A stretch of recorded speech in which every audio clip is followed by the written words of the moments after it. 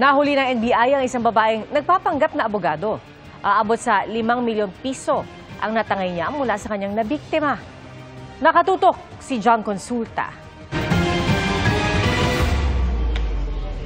Dumikit na ang mga ahente ng NBI Criminal Investigation Division nang makitang hawak na ng kanilang target ang pera. NBI ka na kami na. Sumama ka lang sa amin ha. Huwag ka na mga iskandalo, okay? Agad nilang inaresto ang target, isang babaeng nagpapanggap na abogado at nagpepresentang tutulong sa problema sa lupa ng complainant.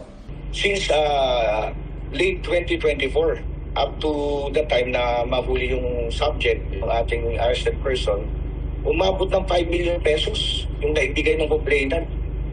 Nakuha sa suspect ang 300,000 pesos na mark money at peking ID na nakapangalan sa Tarlac City RTC. Bukod sa paggamit ng mga peking dokumento at resibo na pinalabas na galing RTC, gumagawa rin daw ng diskarte ang grupo ng suspect para mas makumbinsi ang kanilang biktima.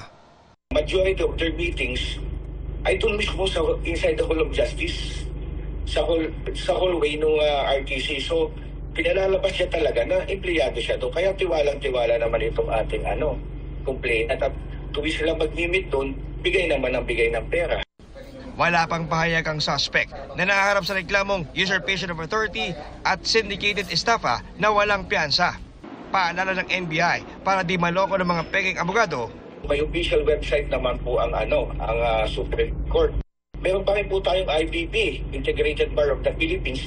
Pwede rin po sila mag-check doon para bago sila magpagtransaksyon, sigurado sila na abogado talagang tunay yung katransaksyon nila. Para sa GMA Integrated News, John Consulta, nakatutok 24 oras.